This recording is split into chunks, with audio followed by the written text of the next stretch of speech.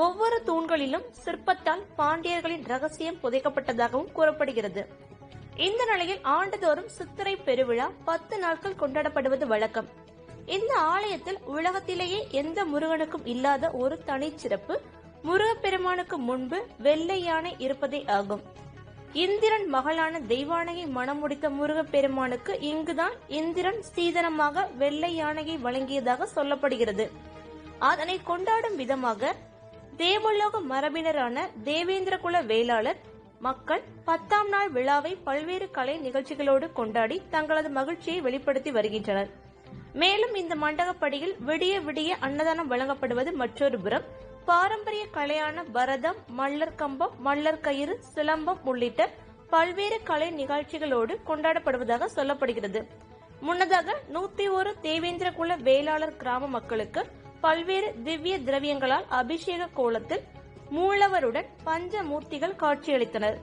பின்னர் தேவேந்திரகுல வேளாளர் மகாசபை தலைவர் அழகர்சாமி பாண்டியனுக்கு பரிவட்டம் கட்டி முதல் உரிமையும் வழங்கப்பட்டது. அதனைத் தொடர்ந்து 101 தேவேந்திரகுல வேளாளர் கிராம தலைவர்களுக்கும் பரிவட்டம் ஆனது கட்டப்பட்டது. இதனையடுத்து மங்களநாதன், மங்களேஸ்வரி பஞ்சமூர்த்திகளுடன் ரிஷப வாகனத்தில் வீதி உலா வந்து பக்தர்களுக்கு காட்சியளித்தார்.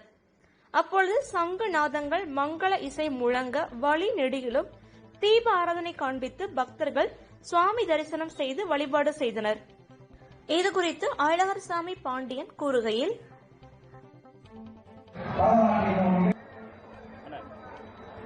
வணக்கம்.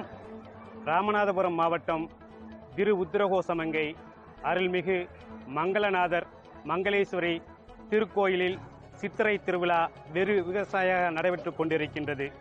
இந்த திருக்கோவிலுடைய பெருமை என்னவென்றால், ராவணனுக்கும் மண்டோதரிக்கும் திருமணம் நடந்ததாக ஐதீகம் உள்ளது. அதேபோல் தேவேந்திரகுல வேளாளர்களின் குல முதல்வனான இந்திரனுடைய மகளை முருகன் கல்யாணம் செய்து கொண்டதால் இந்திரன் தன்னுடைய வாகனமான வெள்ளை யானையை இந்த கோயிலில் வைத்து முருகனுக்கு மாமன் வீட்டு சீராக சீதனமாக வழங்கியதாக ஒரு ஐதீகம் உண்டு. அதேபோல மாணிக்க வாசகர் அவர்கள் மண் முந்தியோ மங்கை முந்தியோ என்று போற்றுதலுக்குரிய ஒரு பொன்மொழியை இந்த திருத்தலத்தில் இருந்துதான் பொதுவெளிக்கு சொன்னார்.